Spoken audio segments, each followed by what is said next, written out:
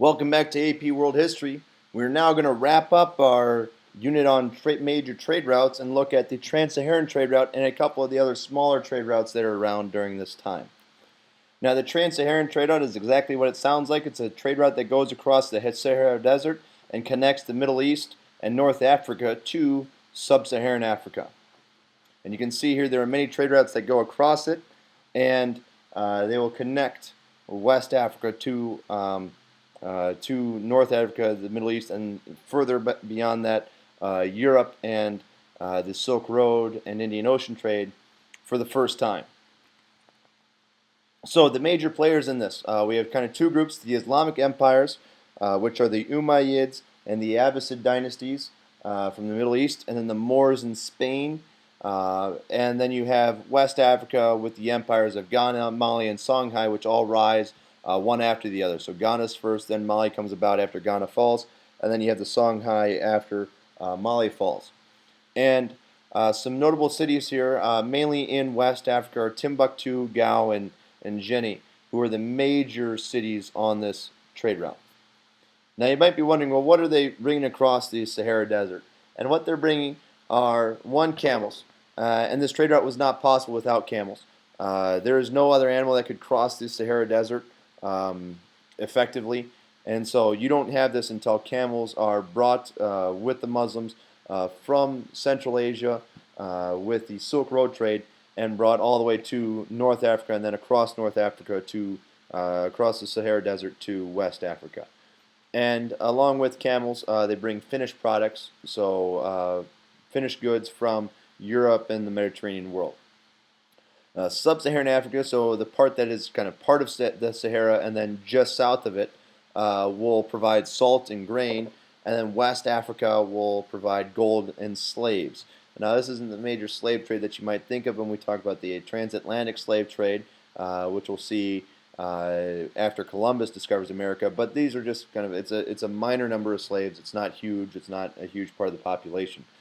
But the two main products here are salt and gold. This trade route, the Trans-Saharan Trade Route, is also known as the gold and salt trade because of how much gold and salt is traded. And the reason why this is a big deal is because salt is very much necessary for us at this time because we don't have a way to preserve food without it. And West Africa has no natural salt mines or areas in it, and so they need to import it. And so they import it from the Sahara Desert, where they will trade an ounce of salt for an ounce of gold. And this shows just kind of how much gold West Africa has, and that they are able to do this and continue to do this throughout this time period. Another way we see this is this guy named Mansa Musa, who is pictured from Civilization 5 here. You might have played that game and played as him. But he is probably the richest person in world history. He had so much gold that when he went on his pilgrimage to Mecca, which is called a Hajj, and we'll talk about that with Islam when Islam rises, but he has so much gold in his caravan, and he brings so much gold and is so generous with it that he almost completely destroys the economies of the major cities that he visits along this journey. So that's just to give you an idea of how much gold is there in West Africa. And this will lead Europeans to try to find West Africa and trade with it after this time period when we get into the Age of Discovery. So not only are ideas, or not only are goods spread, but also ideas. And so Islam is the major one, and Islam will bring about education in universities, which West Africa didn't have, so it leads to more efficient governments and higher educated peoples. But it also has some downsides in that it changes the social hierarchy before, where there was more equality, and it changes the idea of gender, with some of these societies being matriarchal being changed to patriarchal because of the teachings of Islam. So, spreads ideas, brings about gold and salt. Those are the main thing. Spreads Islam, brings about gold and salt. Main things to remember for the Trans-Saharan trade. There are a couple other trade networks. One is the Americas. We'll quickly go through this one in that there really isn't a major trade route. Because the Americas don't have large pack animals, and because there aren't any major easy trade routes up north or south, what happens is this is mainly a focus on interregional trade within an empire. And you have some differences there in that the Aztecs are all about, yeah, we're going to trade and make as much money as possible, kind of like in capitalism, while the Incas are viewed as almost a little bit more communist in how they take things. Now, we have to take into account these are modern terms being placed on these ancient empires, but the Incas, all products that are made go to local storehouses and then are shared with those that need it within the empire, as long as people are doing these services that they are expected to do as a member of it. Now, the last major trading center that we have here is Europe. Europe will have major trade going around the Mediterranean Sea, but that kind of more focuses on the Silk Road and on the Trans-Saharan Trade route. Uh, Outside of that, in Northern Europe, we have something known as the Hanseatic League and the Vikings coming about. The Hanseatic League will be actually after the Vikings, but it is a trade route centered mostly on the North Seas and Baltic Seas, and deals with city-states setting up a trade route and a league to protect their trade interests.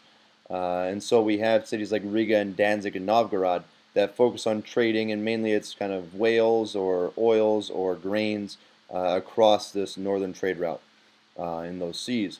And then the Vikings are much different in that they do trading, but they also go on discovery missions, and they also will raid cities and pillage like we might think of Vikings as doing. Now, raiding cities and monasteries is kind of their first thing that we really think about when Vikings come about, and they raid Lindisfarne and York and London and Paris. They kind of go to those areas, attack neighboring areas to those major cities, and then will retreat, go back to their homelands, and use the gold and stuff. But we'll use it then to trade, and they really reinvigorate trade because not only where they go and attack, they take stuff, but they also set up their own settlements, and they will be traders throughout all of Europe, and so they really facilitate trade in Northern Europe. But also their sense of adventure will lead them to discover new areas like Iceland, Greenland, and the Americas, even though the Europeans did not necessarily recognize this beforehand, because a lot of those accounts of landing in Vinland or Newfoundland were not heavily reported on or documented very well, because they didn't go there much, and it was more in the legends of Eric the Red and his tales and his sagas. So these are the major trade networks. The main ones to remember are definitely the Silk Road and Indian Ocean trade route. Trans-Saharan trade route's a good third one to remember, and then these other smaller ones that we just talked about are a little bit on the smaller scale. Nice to know, but you don't have to know them a ton.